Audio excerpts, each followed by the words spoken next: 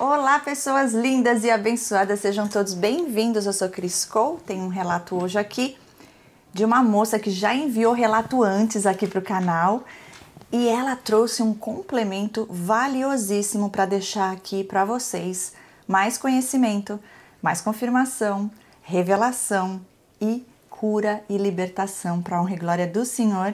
É isso que a gente tem visto acontecer aqui através dos testemunhos das pessoas que já passaram na mão, na pele, por relacionamentos abusivos, porque não tem quem possa falar sobre isso melhor do que nós, que vivenciamos isso anos, muitas vezes, de nossas vidas, desde a nossa infância, e aí Deus vem, revela, desperta e nós acordamos de um coma, de ilusão e viemos chegar até aqui para a honra e glória do Senhor. E Deus nos traz a realidade para nos libertar. Passamos pelo processo de cura e logo em seguida, depois desse processo, quando você chega do outro lado que você consegue entender tudo, por que você passou por tudo isso, e aí Deus começa a usar a sua vida para ajudar outras vidas também. E vocês que estão mandando os relatos já estão fazendo parte disso, porque vocês estão dedicando o tempo de vocês, contando a história de vocês. Eu sei que não é fácil, mas também isso faz parte do processo de cura de cada um de nós, pôr para fora. Vai chorar? Vai. Vai doer lembrar? Vai, mas cada vez que você chora, cada vez que você sente, que você lembra dessas coisas, Deus está curando mais um pouquinho, mais forte você se levanta. Então vamos direto a esse relato poderoso, que eu sei que é do Senhor. Ela começa assim: oi Cris, voltei. Eita glória, seja bem-vinda. Eu já contei a minha história a você, mas não lembro qual o título que você deu. E nem eu, gente. Nem sei quem é, mas tudo bem. O que vale é o que vai vir aqui agora, hoje, nesse relato presente. Presente de Deus para nós. E ela diz: eu voltei porque ficaram de fora muitos detalhes que eu não quis ou não estava pronta para falar. Porém, eu gostaria de contar os detalhes, até para buscar entender por outra visão o que foi aquilo que aconteceu. Olha, já estou curiosa. E ela continua: porque ainda tenho muitas dúvidas, apesar de saber que foi uma obra maligna de Satanás.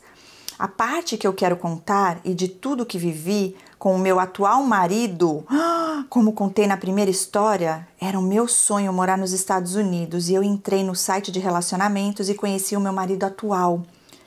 E ele sempre foi bom para mim e confesso que ele mudou a minha vida financeiramente desde o dia que eu o conheci. Esperei 7 meses no Brasil até meu visto de imigrante sair e fui morar com ele e as minhas 2 filhas de 17 e 9 anos. Eu sempre deixei claro o respeito que eu exigia com as minhas filhas e eu sempre fui uma mãe neurótica com os cuidados com elas. Talvez por ser filha de mãe narcisista e querer dar o cuidado que não tive às minhas filhas. Confesso que esse excesso de cuidado incomodava minha filha adolescente, mas eu não estava nem aí. Minha filha adolescente nessa época já era noiva de um também americano que conheceu num aplicativo de idiomas. E ela completa: e eu sei que parte do que ela fez foi porque se espelhou em mim. E eu vivia dizendo que homens brasileiros eram sem futuro e quando chegamos nos Estados Unidos, lá estava meu marido e meu genro. Meu marido nunca falou mal do meu genro. Até então, era só paz entre os dois. Os dias foram passando e meu genro sempre vinha aos finais de semana para nossa casa. E ela completa: eu gostava porque ajudava na adaptação da minha filha e eles saíam juntos. E eu gostava de ver o sorriso dela no novo lugar. Eu sempre gostei do meu genro porque ele é muito calmo, educado e prestativo.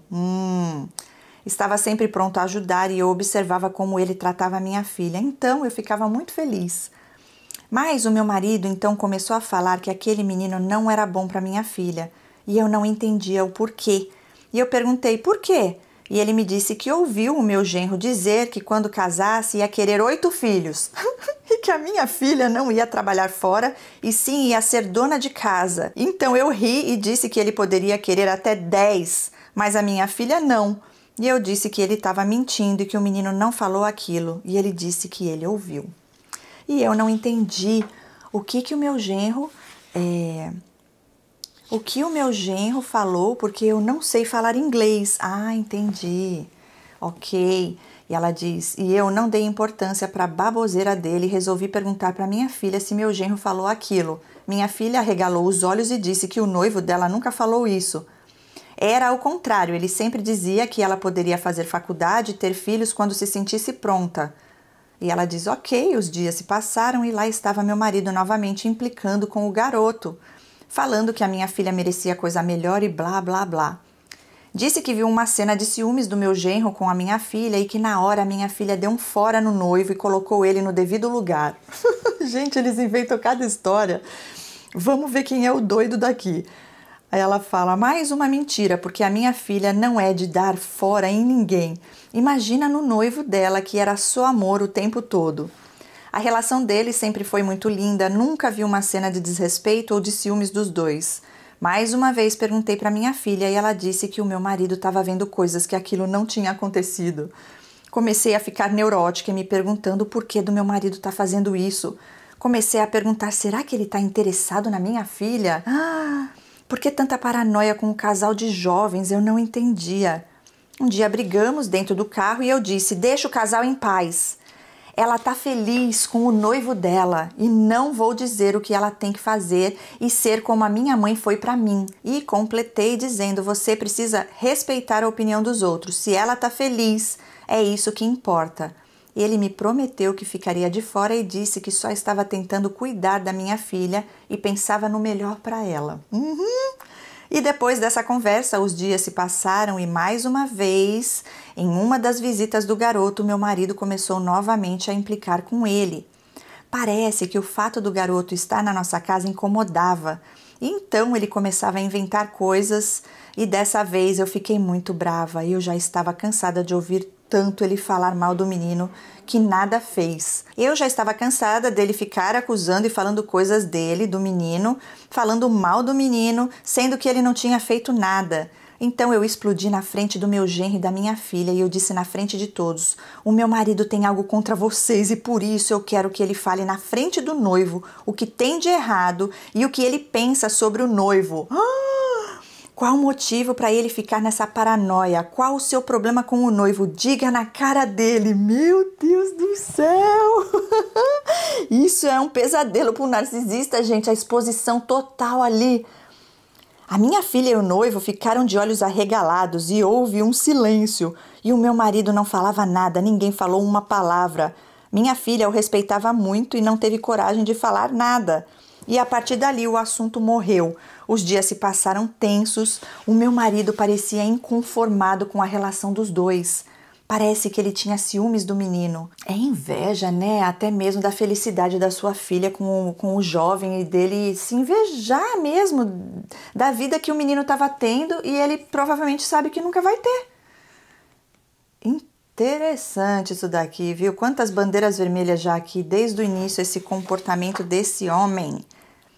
Né? Você falando que os brasileiros não prestam, eu falo que, gente, é o caráter. Pode estar um país que for. Isso aí não influencia, é o caráter da pessoa. Pode ser brasileiro, pode ser espanhol, pode ser americano, americana, brasileira, enfim.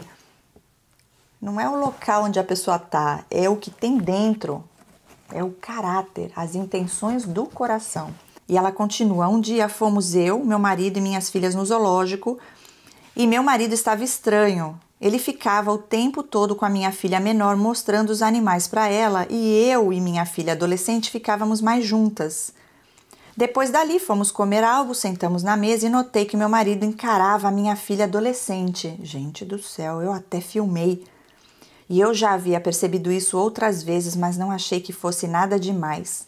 E quando perguntava, ele dizia que era normal dos americanos fazer contato visual. Não é não. Eu conheço vários. Normalmente eles têm dificuldade de fazer contato visual, né? E lógico, cada caso é um caso. Principalmente os narcisistas, né? Eles sim têm uma dificuldade de fazer contato visual. Ou então te encaram que parece que entra dentro de você, tá repreendido. E ela diz, eu achava estranho encarar uma mulher assim e ser normal, porque para mim ficar encarando alguém é flerte. Ok, terminamos e fomos para casa, ele subiu imediatamente para o quarto e deitou na cama. Quando entrei no quarto, ele me perguntou por que eu e a minha filha estávamos andando, afastadas dele. E eu disse que não estávamos, que estávamos ali o tempo todo juntas, porque ele estava ocupado mostrando os animais para minha pequena. E então não aguentei e falei do episódio que tinha acontecido na mesa dele estar encarando a minha filha. Que eu não gostava dessas atitudes de fazer contato visual, que para mim isso tem outro nome, era flerte.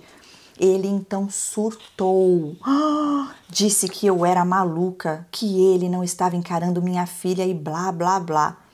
E eu disse, por que você está bravo? Se no seu país você disse que isso é normal? Eu então mostrei o vídeo que eu fiz dele encarando ela e a deixando sem graça. Gente, e então ficamos mal pelo resto do dia. E no outro dia eu tentei explicar para ele que no meu país, se eu pego um homem me encarando do jeito que ele faz, eu ia achar que o cara estava flertando comigo.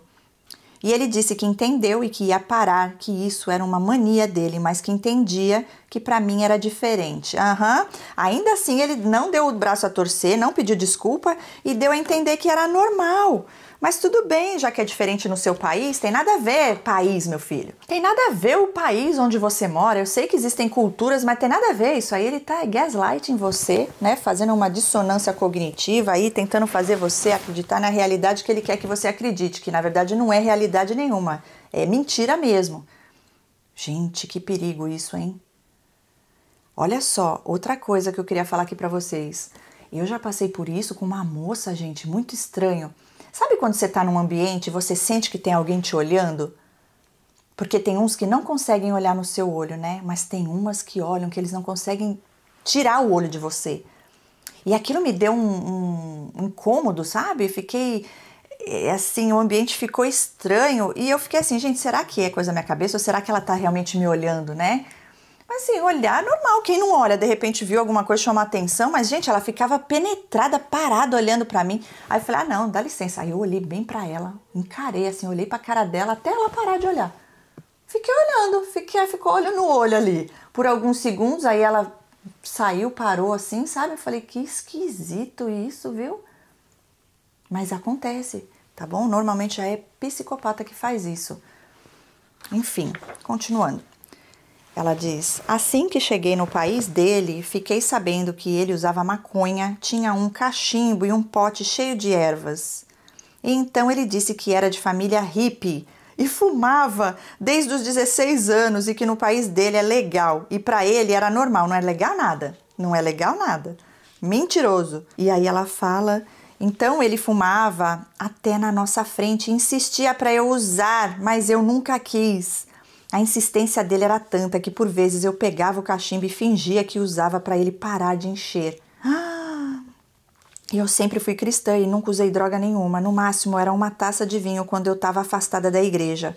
Confesso que eu não era tão crente como sou hoje, porque eu nunca perguntei a Deus se era da vontade dele eu ir para os Estados Unidos. Pois bem, os dias se passaram e ele me perguntou se eu queria provar a maconha em forma de jujuba, já que eu não gostava do cheiro nem da fumaça. Eu amava doce, então eu ia gostar. Foi o que ele disse. E ela continua, eu na minha idiotice falei ok. Meu genro estava em casa nesse dia, então saímos, eu e meu marido, e fomos comprar as jujubas para eu provar. Meu pai do céu. Uma das piores coisas que eu já fiz na minha vida, lá estava eu, em plenos 39 anos, provando maconha. Compramos e subimos para consumir no quarto, enquanto as minhas filhas estavam na parte de baixo da casa.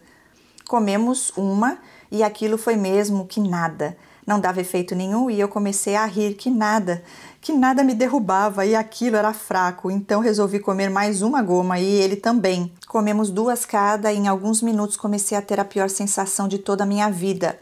Foi algo diabólico. Naquele momento meu marido pediu para fazer sexo oral em mim.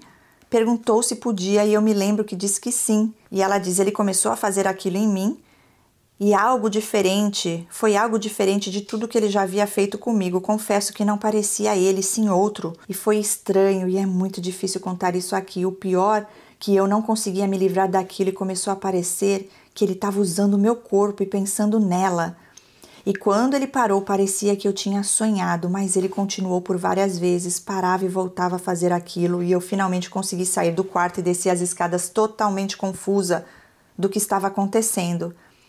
Eu olhava para ele e parecia que ele era frio e calculista, e eu tinha uma impressão que conseguia ler os pensamentos dele. Tinha uma sensação que ele tinha usado o meu corpo para suas fantasias sexuais. Fiquei desapontada no meio da sala e então vi a minha filha dormindo no ombro do noivo dela. Fui até lá e comecei a dizer que ele havia abusado de mim. Foi horrível, porque eu senti naquele momento que ele usou o meu corpo para ter pensamentos com a minha filha.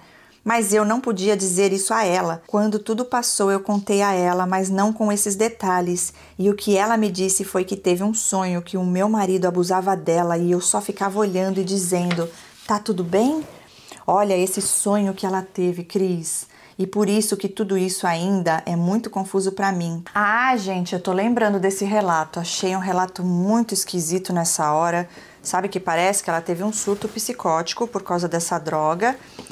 Mas lógico que o que ela sentiu ali foi o espiritual e não é loucura da sua cabeça, não. Porque ele já tinha dado todas as evidências, quantas bandeiras vermelhas aí em relação à sua filha adolescente, eu não sei a idade dela, mas não deve ser tão jovem assim, né? Já estava noiva e tudo, deve ter por volta dos 20 para 30, não sei. Mas tudo aí já evidenciando que ele é um transtornado, sim, um mau caráter, ok? Porque isso é influência maligna na vida desse ser. Aí já vem contar pra você que usa droga, que ele é da família hippie, mentiroso.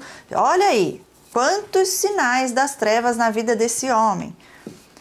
Agora, eu vou tentar dar uma resumida aqui, gente, porque como ela já trouxe o relato e a gente já falou sobre isso, ela ainda continua com algumas coisas que ela fica ainda confusa em relação a tudo isso que aconteceu. E ela ainda está com ele, desde o último relato. Eu não confiaria nesse homem, mas nunca, porque ele já mostrou desde o começo que ele é mentiroso, como eu falei, que ele não respeita a sua filha, que ele provavelmente é um sei lá o que é, né? Fala aí vocês, deixa aí nos comentários, porque normal ele não é e bom também não. Você fala que, nossa, sempre foi muito bom, maravilhoso. O que você quer dizer com isso? Que ele é provedor? Que ele paga as contas? Isso não quer dizer que seja uma pessoa de caráter, não. Ele provavelmente usa disso para manter vocês ali. Mas continuando, ela fala assim, toda vez que eu busco informação sobre essas jujubas, né, eu vejo que o uso dessa droga pode trazer surto psicótico. Sim, ela é psicótica, psicoativa, e que é normal ter surtos e viagens desagradáveis quando você usa essa droga. Mas por que a minha filha sonhou isso? É o que eu tô falando. A droga é algo que veio só para deixar você ainda pior do que você já estava, no sentido dos abusos sem você poder ver. Ali você sentiu, ele se transformou, né? Você pôde sentir o espiritual. A alucinação da droga também fez você ficar com medos e pânico e tudo mais. Mas a realidade já existia antes disso. Então, uma coisa é uma coisa, outra coisa é outra coisa. Sim, sua filha sonhou. Por que sua filha sonhou isso? Ela sabia que aquilo não era normal. O jeito que ele olhava para ela. E aí ela fala, eu nunca entendi o que de fato aconteceu. Os dias se passaram e tudo aquilo acalmou por uns 3 dias, mas os pensamentos sobre o que aconteceu eram constantes. E eu então falei do sonho da minha filha com o meu marido e ele surtou. Disse que eu estava maluca e saiu, foi dormir no porão nesse dia e eu dormi no meu quarto sozinha. E às 4 da manhã ouço ele subindo as escadas com passos muito fortes. Parecia um monstro e eu acordei. Ele pegou algo no quarto e disse que tomara que as minhas amigas tivessem lugar para me acolher. E saiu. Levantei às 6 da manhã para mandar as meninas para a escola, desci as escadas e comecei a sentir uma sensação muito estranha de repente, o mundo todo começou a ficar cinza. A atmosfera do lugar mudou, olhei na janela e não vi esperança. Um sentimento de medo começou em mim. Era tipo uma nuvem preta pairando sobre a minha casa. A minha filha adolescente saiu para a escola e eu fiquei terminando de arrumar a menor para levar para a escola e de repente ouço um sentido me dizendo, sai dessa casa agora. Prende o cachorro e sai. Coloquei o cachorro dentro do banheiro e liguei para minha filha na escola.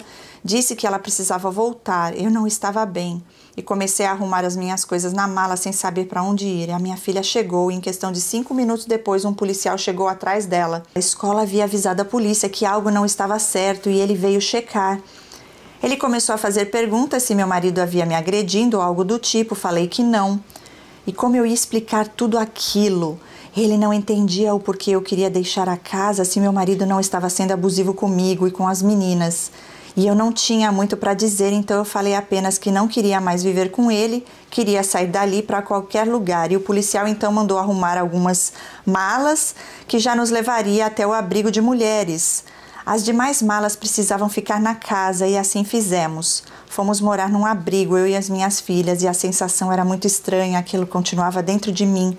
Parecia que meu marido carregava com ele legiões de negatividade. E mesmo de longe eu passei a ter medo dele. Ele falava comigo por mensagens e aquelas mensagens pareciam ter duplo sentido para mim. Tipo, parecia que ele estava falando com um tom de deboche. Então ele me perguntava onde eu estava e eu não falava. E ele então foi falar com a minha irmã no Brasil e pedir para ela me trazer de volta para casa. Mas era algo tão espiritual ao meu ver. Eu tinha medo de voltar para casa, mas eu estava sem dinheiro com 2 filhas. Meu genro morava longe, eu estava confusa com tudo aquilo e eu sentia que o diabo queria me destruir. E eu tinha essa sensação. De tanta minha irmã falar, eu acabei dizendo a ele que eu ia voltar para casa. Então ele chegou para nos levar embora. E assim que ele chegou, eu olhei para ele e o sentido veio dizendo que ia machucar as minhas filhas. Então eu o abracei e disse: "Não, por favor." Então eu sentia como se ele estivesse falando comigo em pensamento, dizendo que ia machucar as meninas. E eu respondia com voz, pedindo para ele não fazer aquilo. E o mais engraçado é que ele não questionava o porquê eu estava falando aquilo, como se soubesse que estava falando nos meus pensamentos. Que parece que você estava tendo um surto, sim, parece, ok?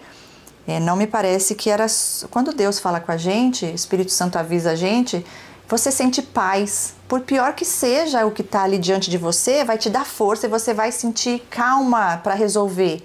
Você não vai ficar assim nesse desespero e esses pânicos, essas coisas na sua cabeça, né? Sai da casa. Isso aí também pode ter sido uma certa esquizofrenia por conta da droga, gente. Tem pessoas que usam drogas alucinógenas e não voltam mais, ok? E entra numa esquizofrenia, sim, isso existe. Não sei o seu caso, não sei se algum dia você fez alguma análise com um psiquiatra para ter um diagnóstico, não sei como é que é hoje, né, a sua vida, a sua mente, se isso tudo passou, mas essa história toda aqui para mim é muito doida, muito mesmo. Eu creio que você já estava com medo, já estava percebendo coisas estranhas, que esse cara tinha um peso muito grande, a parte espiritual muito pesada, e só agravou, né, o problema. E daí ela continua, é algo difícil de compreender, ela põe um emoji com a carinha triste. Fui pra casa dele e minha filha menor não queria ir, a mais velha estava ok. Voltamos e nesse mesmo dia o meu genro veio nos visitar. O clima parecia melhor, mas a sensação que aquele lugar tinha uma nuvem preta não saía de mim. Nesse mesmo dia, à noite, ele disse: coma uma goma e tente relaxar. E mais uma vez consumi maconha. Aí eu falo, não é normal isso, gente. Como assim? Depois de tudo isso que você passou, ele fala pra você comer mais uma e você vai e come? Só piora, né? E dessa vez foi pior aí.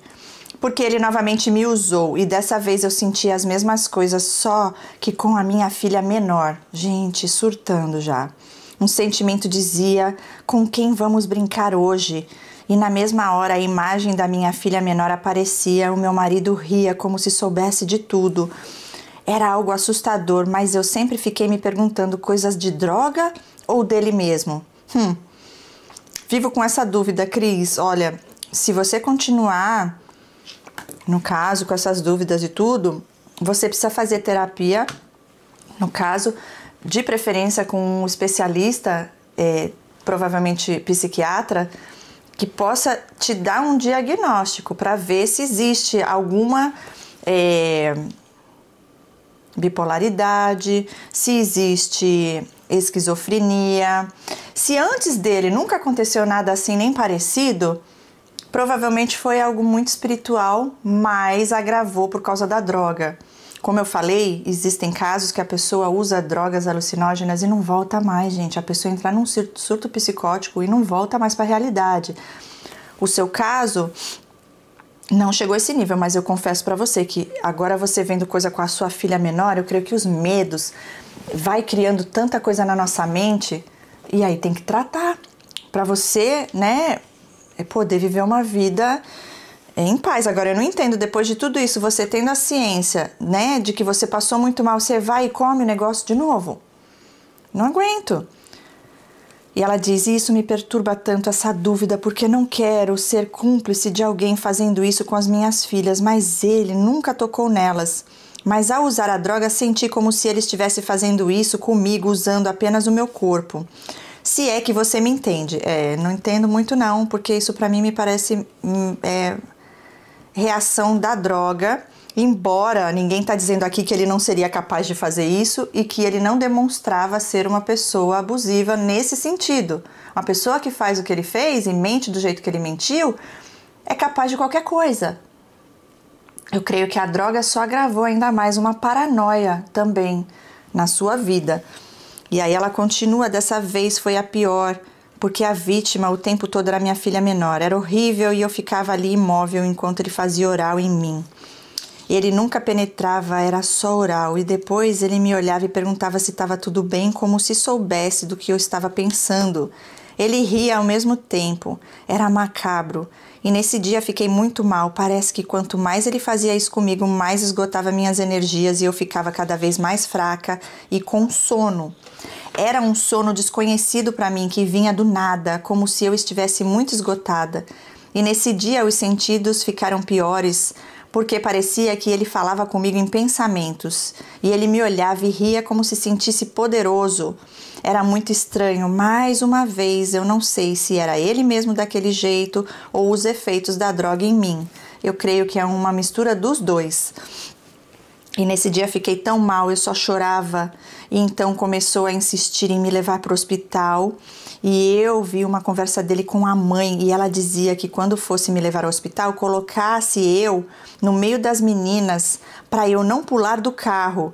Só que em momento nenhum eu pensei em tirar a minha vida, mas eu sentia que aquilo que estava no meu marido queria que eu fizesse isso. Olha só, gente. Lembro de um aparelho que eu havia comprado para fazer as unhas em casa e ele me perguntou, você acha que vai usar isso?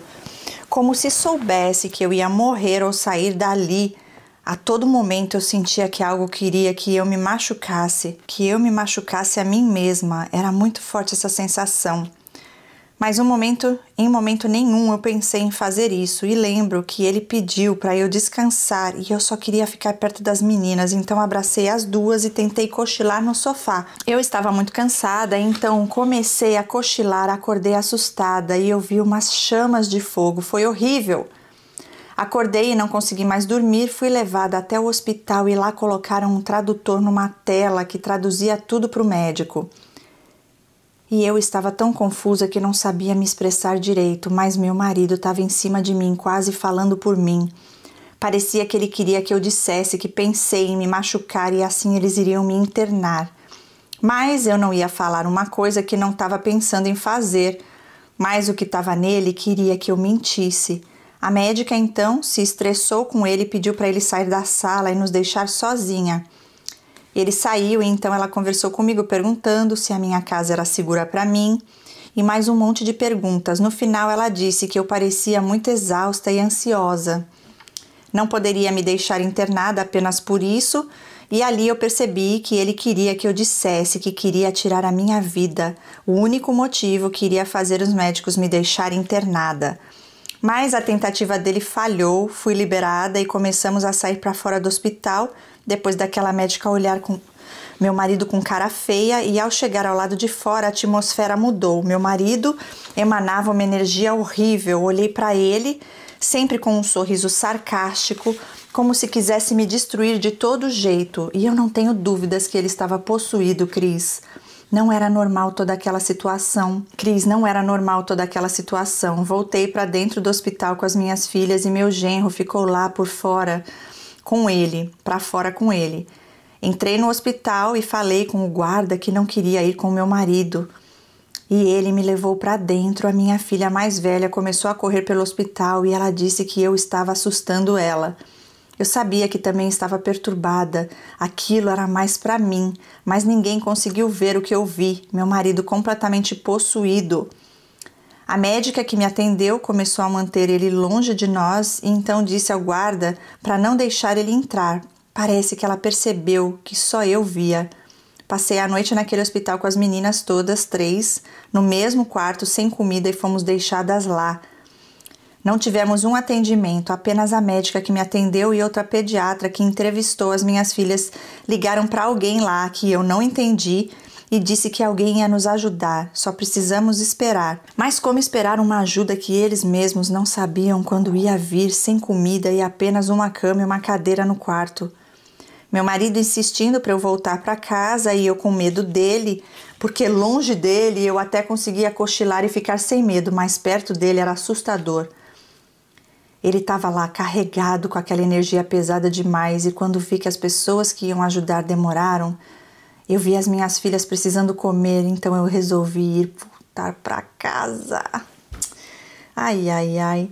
E ela põe 3 carinhas de emoji chorando muito. Gente, mas eu acho isso tão estranho tudo isso, tão estranho toda essa história, mas vocês coloquem aí nos comentários o que vocês acham. Continuando. E lá estava ele na porta do hospital me esperando, entrei no carro e não parecia tão pesado, até rimos de tudo. Mas em casa a energia pesou, era estranho porque eu não sentia fome, não conseguia comer, emagreci horrores. Saí do hospital de manhã e a sensação em casa era de como tivesse alguém querendo que eu saísse daquela casa e algo me dizia que seria ainda naquela noite. Era muito forte essa sensação de sai daqui. E minhas filhas podiam ficar, mas eu precisava ser eliminada a qualquer custo e era esse o sentimento o tempo todo. Coloquei louvor na TV para ver se aquilo sumia e nada. Lembro que a minha filha queria sair com o noivo para pintar telas em uma loja próxima e então eles começaram a procurar a chave do carro por todo lugar. Não havia mais lugar para se procurar essa chave que geralmente ficava no balcão da cozinha junto com as outras chaves. Mas nesse dia a chave sumiu. Eu então disse para eles irem até o carro do meu marido e assim fizeram. E no caminho a minha filha achou a chave embaixo do tapete do carro do meu marido no banco de trás. Até hoje ninguém sabe quem colocou lá, porque até meu marido ajudou a procurar as chaves. Ah, gente, você tá brincando comigo, né? Não, ninguém sabe. Lógico que foi ele. Até ele tentou ajudar, mas eu falo pra vocês, ó, narcisista é o seguinte, eu vou mostrar pra vocês uma diferença entre narcisista e psicopata. O psicopata, ele vai roubar a chave, a carteira, o que ele quiser, e vai te engabelar, te enganar, você nunca nem vai imaginar que foi ele, ou ela, tá, porque existe psicopata mulher também, mas eles vão fazer isso e vão embora, nunca mais se vê na vida. Eles fingem que morreram, não querem nem saber também, você nunca existiu para eles, acabou ali. Narcisista não, narcisista, gente, eles vão roubar, eles vão esconder, eles vão fingir que estão procurando com você, vão te ajudar, que nem esse aqui, ó, até ele ajudou a procurar. Ele mesmo escondeu e ele vai fingir que está procurando com você. E adivinha, muitas vezes eles mesmos acham e vocês ficam lá, ele é meu herói, ele que achou. Gente, por favor, tá na cara que foi ele que escondeu a chave. A cara de pau esse povo narcisista. Enfim, ela diz, não se sabe até hoje o porquê dessa chave parar ali.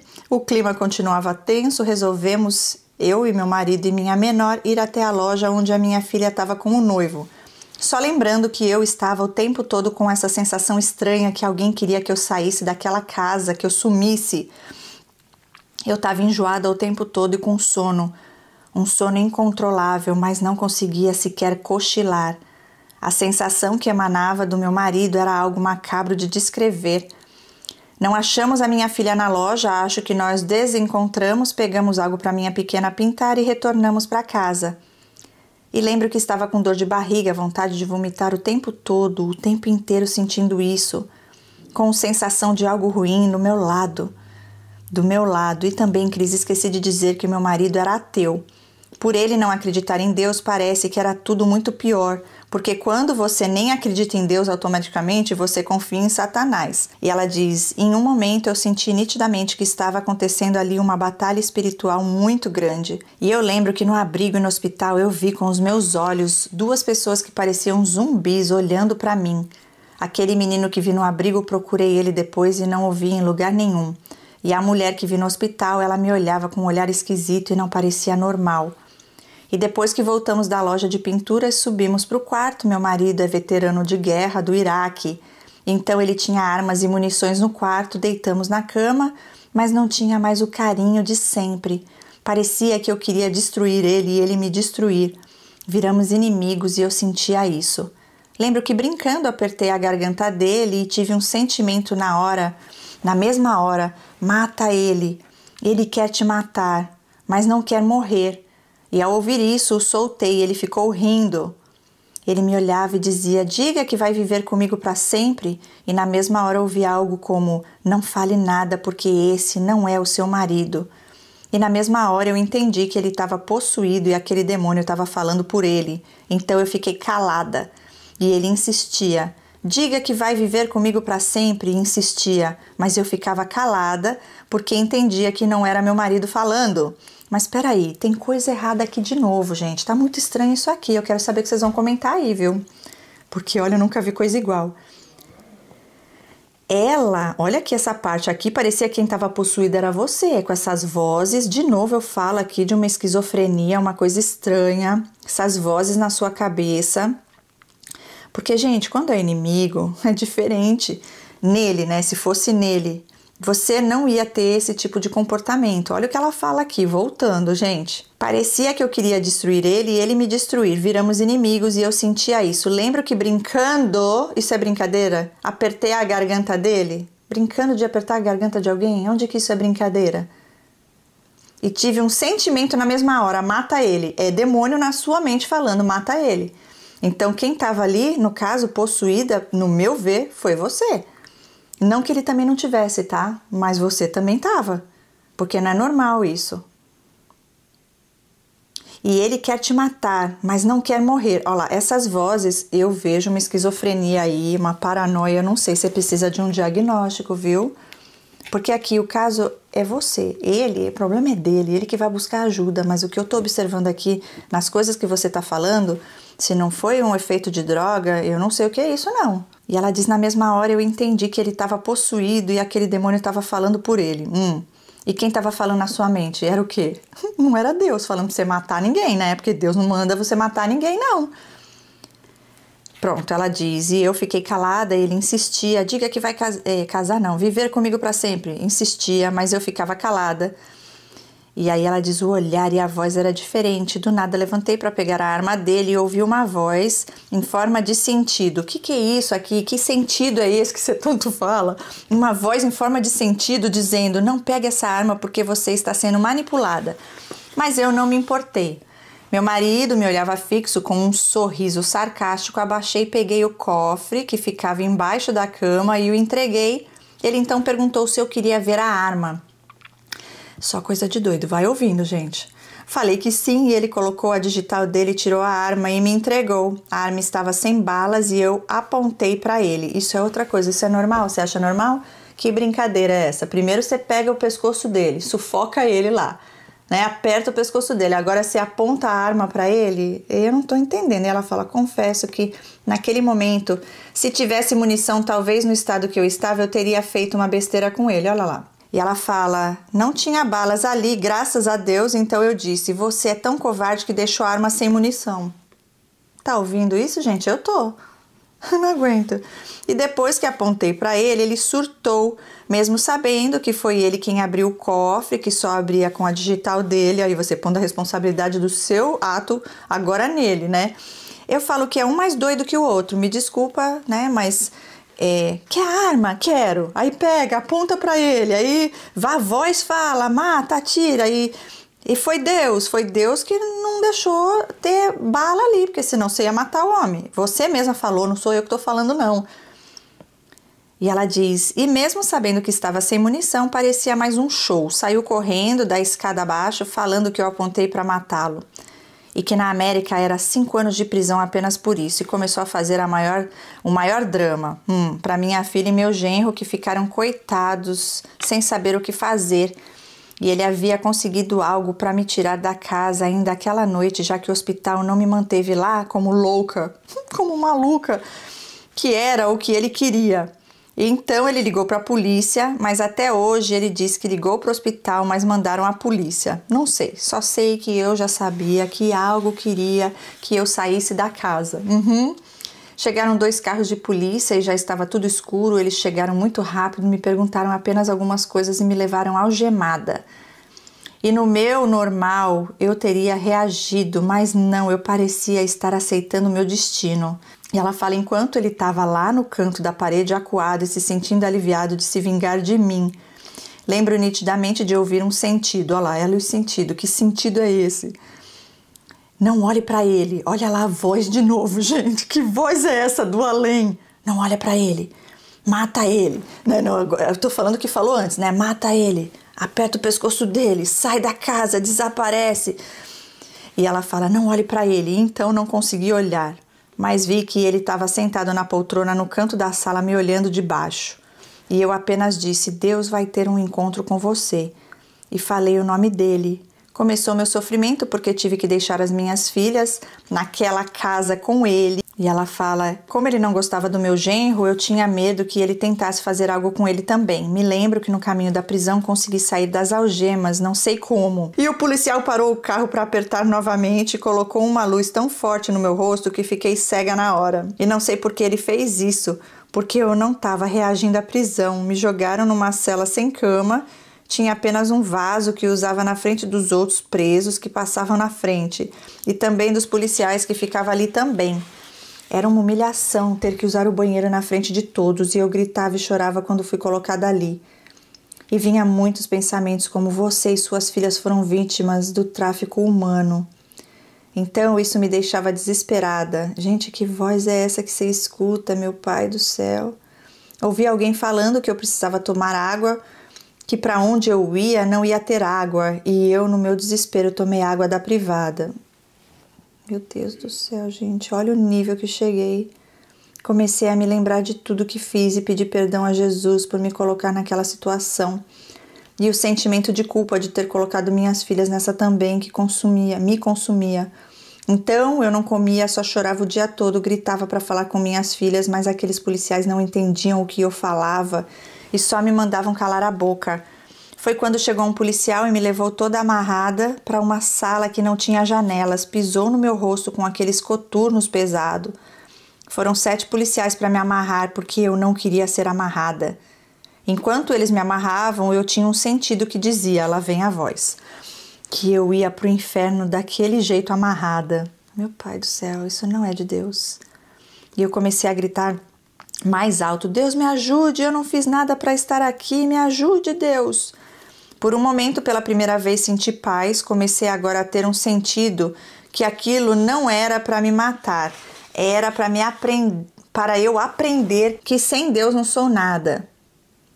Do que adiantava o meu sonho americano se agora eu estava ali passando por tudo aquilo? Não é isso que quero para a tua vida, mas você é insistente demais. Era como o Espírito Santo falando comigo e então eu fiquei mais calma e fui tirada dali, colocada na primeira cela de quando cheguei. Apareceu um policial bom que fez uma chamada para minha filha, falei com a minha filha e ela disse que o meu marido se arrependeu da mesma hora que eu saí e no outro dia foi procurar o promotor para me tirar dali, mas sem sucesso. O dia de pagar a fiança já tinha se esgotado e meu marido não tinha os $100 mil que pediram para me tirar de lá. Ele não tinha mais os $100 mil que pediram para me tirar de lá. Acabei sendo levada para a prisão geral, onde ficam todas as mulheres juntas. Tive medo de ir para lá e no caminho fui falando com Deus. O que seria de mim, Senhor? Me ajude, essas mulheres vão me fazer mal. Mas ao chegar no setor das mulheres, me colocaram na mesma cela de uma mulher que estava lendo a Bíblia, e então eu fiquei mais tranquila. O nome dela era, aí eu vou falar que o nome dela era Maria, e ela cuidou de mim o tempo todo que eu estive presa, ela cuidava de mim como uma mãe, me acordava para comer, orava por mim e ficamos muito amigas até hoje. Eu a ouvia das 5 da manhã orando por mim, me dava conselhos e me defendia de tudo e de todos. E eu senti o cuidado de Deus quando colocou ela ali para me ajudar. Ela era meu porto seguro ali dentro. Os dias se passaram e eu falava com as minhas filhas, minha família do Brasil, através de uma tela. Uma parte da minha família tinha um ódio mortal do meu marido. Apenas a minha irmã mais velha ficava de ambos os lados falando que foi uma armadilha de Satanás para nos destruir. E eu tinha muita raiva do meu marido, mas eu fingia para ele que não. Apesar de não poder falar com ele nas chamadas, ele estava me mandando dinheiro para comer o que eu tivesse vontade lá dentro, e um dia o meu marido, já sem esperança de como ia me tirar de lá, Deus enviou a ele um advogado em um dia que ele estava sentado na frente da promotoria. Esse advogado prometeu que me tiraria de lá em 2 semanas, mas o meu esposo, meu marido, não tinha grana para pagar. Mas ele fez um valor que meu marido aceitou, então ele entrou no caso e em 2 semanas me tirou de lá. Passei 1 mês lá dentro, que foram suficientes para me ensinar a orar mais, a jejuar e entender que sem Deus eu não era ninguém. Quando saí da prisão, meu marido estava lá com os braços abertos para me abraçar, como se nada tivesse acontecido. Eu o abracei sem escolha, mesmo torcendo para encontrar as minhas filhas ali e não ele. Ele havia deixado as meninas em casa. Quando eu as vi novamente, foi como se eu tivesse passado 10 anos longe. Pedi perdão para as minhas filhas e chorei horrores, me sentindo culpada por tudo aquilo. Nunca me senti tão lixo por ter feito aquilo com elas, mas a sensação de nuvem preta sumiu. Eu não me sentia mal mais perto dele, parecia que tudo havia acabado. A paz podia reinar novamente, mas os meus planos eram de arrumar um trabalho e sair da casa dele, tocar a minha vida com as meninas.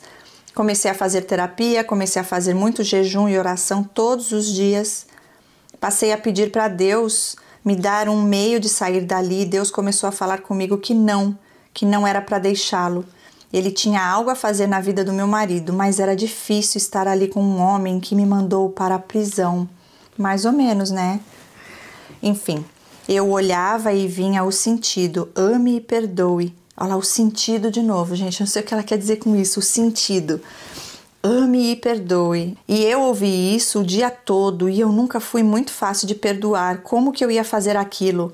Eu o perdoei e resolvi me dedicar mais às coisas de Deus, então eu comecei a orar para Deus me trazer de volta para o Brasil. Eu não me sentia segura morando ali com ele, e ele tem traumas de guerra e eu não sei quando ele surtaria de novo. Ele ou você, né? Porque os dois surtadinhos. E eu vivia assustada porque se ele não tivesse me tirado da prisão, eu não sei o que seria de mim. Então eu vi que eu não era ninguém ali. Era a palavra de um americano contra um imigrante. Eu não confiava mais e eu disse a ele que voltaria para morar no Brasil e ele não concordou. Não briguei e fui orar. Em poucos dias ele teve dores nos braços que não passava com nada. Isso começou a impossibilitá-lo de trabalhar e o médico disse que ele precisava sair do trabalho ou iria atrofiar o braço. Então ele mostrou o interesse de ir ao Brasil e ele mesmo tomou a decisão de voltar. Vendeu tudo que tinha e me deu para comprar uma casa no Brasil. O cara é bom, hein? Nessa parte aí. Um narcisista não faria isso, viu? Desse jeito assim. Cris, tudo isso me aproximou muito de Deus como nunca fui.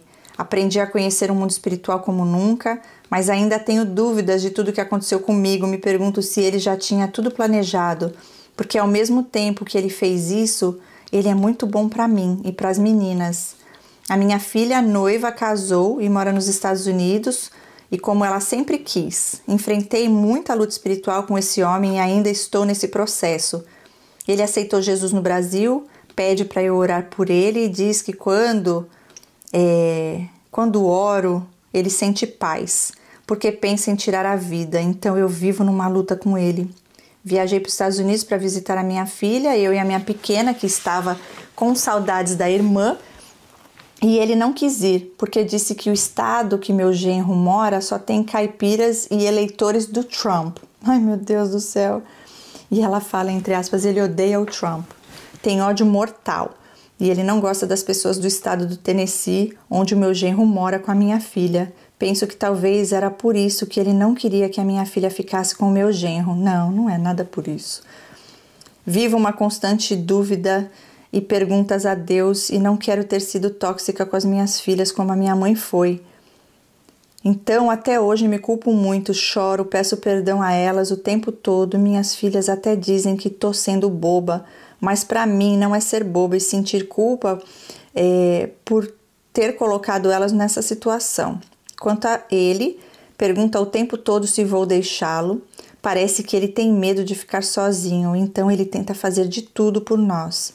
Nunca diz não a nada e não gosta de tocar nesse assunto. Gente, ele acabou de falar não de ir lá visitar as suas filhas, ou melhor, a sua filha.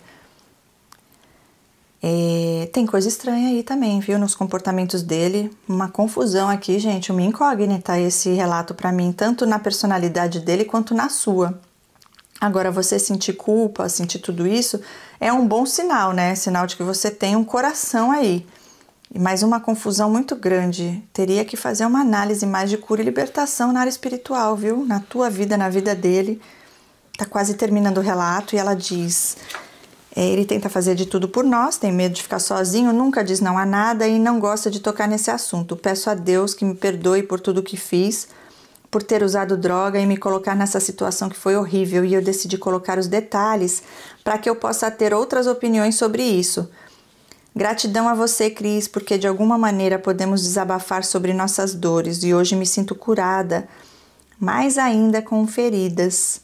E sinto que Deus tem propósito na vida desse homem e eu, de alguma forma, fui usada para isso, porque quando a minha filha mais nova era bebê, Deus usou uma irmã para falar que eu ia trabalhar na área de libertação. E acho que chegou o tempo, porque tenho enfrentado o mundo espiritual que atua na vida dele, espírito de vitimismo, depressão e tantos outros que ele tem, e acha que para ele a solução é a morte. E nós sabemos que isso são coisas do inimigo soprando no ouvido dele. Até em sonhos eu já enfrentei batalhas que ao acordar aconteceu igual, Cris. Ele dava gargalhadas dormindo e hoje isso não acontece mais. Tem horas que dá vontade de sair do barco. E eu nunca aconselharia ninguém se envolver com um veterano de guerra porque eles trazem muitos traumas e isso é difícil para quem convive com eles. Sim, ele com os dele, você com os seus. Agora uma coisa também que eu acho interessante a gente falar aqui, que não foi falado, você foi casada antes, provavelmente, né? Você tem 2 filhas, eu creio que as 2 filhas são do mesmo relacionamento. Com esse você não teve filhos, pelo que eu entendi. Agora, como é que foi esse relacionamento anterior? Como é que era? Teve ali essas coisas esquisitas no seu comportamento com ele? Eram essas brigas, essas coisas doidas aí? Tinha essas vozes na sua mente falando coisas, tinha esse peso espiritual, ele também tinha um transtorno, né? Isso aí é importante também, tá bom? Vai fazer mais sentido a tudo aqui. Continuando, ela fala... Porém, eu não acho que ele se encaixe no perfil de narcisista. Mas isso é, aos meus olhos, né? Não sou profissional. Termino aqui, Cris. Espero não ser julgada. Já falei um monte aqui. Mas assim, não é questão de te julgar. Mas é o que você tá contando. Tem coisa aqui que não bate. E assim, ficou uma incógnita mesmo. Porque é muito confuso, né? Até você, até hoje, não entende direito o que é isso. E ela fala... Espero não ser julgada porque tudo isso que aconteceu me fez mudar para a mulher que sou hoje. Isso tudo serviu para me aproximar ainda mais de Deus, então algo aconteceu para a sua melhora e aproximação de Deus, e isso é bom. Sim, graças a Deus por isso. É o que eu falo, gente. Tudo está em Deus. Tudo, cura, libertação, transformação real. Existiu uma conversão verdadeira da sua parte? Ok, perfeito, glória a Deus por isso. Então, o que importa o passado? Deus já apagou, né? Mas você está trazendo aqui no relato, porque isso ainda, de certa forma, te traz confusão, né? E você está em busca dessas respostas e Deus vai te dar, né? Não sei, né? No caso, como eu falei aqui, algumas coisas para você, seu outro relacionamento, você fazer uma autorreflexão sobre seus comportamentos, a tua infância, né? Você falou pouco sobre isso e ela termina dizendo, deixo aqui uma fotinha da minha família apenas para você, Cris. Tá, que ela mandou para mim. Que Deus continue te abençoando, obrigada por ler, fica na paz. Amém, obrigada, linda. E ela fala ali sobre o marido dela, tal, perto dela, e foi falando quem era quem nas fotos, né? Eu achei um pouquinho o olhar dele meio diferente, se é que você me entende. Eu não lembro muito os detalhes, mas não sei de verdade o que te falar. O que eu tinha para falar eu já falei, né? Fui super sincera aqui no sentido do que eu observei. Mas como você falou, né? Tudo aí já se resolveu, você ainda tá com ele. Agora no Brasil, e pelo que eu vejo, ainda tem um monte de coisa aí, esse negócio dele falar que não quer viver, depressão. Ele busca ajuda? Ele aceita fazer tratamento, fazer terapia? Como é que é isso daí? Porque às vezes, gente, você acha que é Deus falando, você vê quantas vozes você ouviu ali, de onde vem essas vozes? Você consegue ver, identificar isso? Eu vejo que isso não era de Deus. Agora, se era por conta das drogas, que foi alucinógeno, pode ter causado alguma coisa neurologicamente aí, né? Por conta disso. Ou, dependendo do caso, como eu falei, nos comportamentos em outros relacionamentos, desde a sua infância, como que era? Como você era, né? No dia a dia, esse outro relacionamento que mudou. Eu creio que quando Jesus entrou, tudo mudou. Mas que foi estranho ler isso aqui, foi. Eu já tinha lido antes algumas partes que ela repetiu aqui, né? Mas desde a primeira vez eu já achei meio estranho toda essa história aí da mão no pescoço e a voz falando pra você, faz isso, faz aquilo, sai daí, vem pra cá, vai pra lá, né? É estranho isso aí. Mas tudo bem. Nada por acaso, eu creio que isso aqui vai estar falando ao coração de muitas pessoas. O ponto é que, graças a Deus, teve um final, né, para você, pelo menos eu creio que feliz. Tem realmente muitas coisas aí que fico meio em dúvida em relação à personalidade dele também, né? Tem coisa estranha, sim, muitas, como eu falei desde o começo, mas só Deus conhece ele no profundo, porque Deus o criou. Então, vai direto na fonte da vida que Deus vai te responder. Ele vai te dar confirmações, seja lá o que for, tanto em relação a você quanto em relação a Ele. Tá bom? Continue firme no Senhor, que você possa estar cada vez mais feliz e realizada, que você possa servir a Deus aqui nessa terra. O teu relato, de certa forma, eu posso dizer que você foi corajosa, né, de expor, mas veja, desde aquela época que você mandou o relato, ainda tem algo aí, né, que não... E você voltou, mas na verdade eu pensei que você ia trazer algo totalmente diferente, algumas coisas a mais, mas não a mesma coisa. De novo, você contou toda essa história, então eu creio que tem algo aí nessa história toda que talvez dessa vez, creio eu, se assim for a vontade de Deus, Deus vai revelar para você, tá bom? Mas o que importa é agora, é daqui para frente, tá bom? É isso. Gente, beijo no coração, deixe seu comentário, mas com respeito e carinho, como ela mesmo falou, né? E pode ver que ela se arrependeu, ela pede perdão para as filhas, e eu vou te falar uma coisa, se você já se arrependeu, Deus já te perdoou, então se perdoe, deixa aí, porque assim é o nosso Deus. Quem fica lá acusando é o inimigo. Já foi, já passou, você se arrependeu, o importante é não continuar cometendo os erros cometidos antes. E pronto, segue a sua vida feliz e não se preocupe tanto em relação a esse homem, né? Porque assim, como eu te falei, se for algo que não é para você, que não vem de Deus, Deus mesmo vai te mostrar, e aí você vai fazer o que for preciso fazer. Mas tem que analisar mais no profundo. Vamos ver se hoje ele já não usa mais essas porcaria aí, e você se posicionar em relação a isso, né? Como eu falei, depois de tudo que aconteceu, ele fala, toma aí, come aí mais uma. E aí você foi e comeu de novo. Então, a gente tem que olhar para nós, né? E fazer as escolhas certas. Hoje que você tem Deus na sua vida, é assim, ó, isso aqui não tá de acordo com Deus. Então, ou você se alinha ou você sai.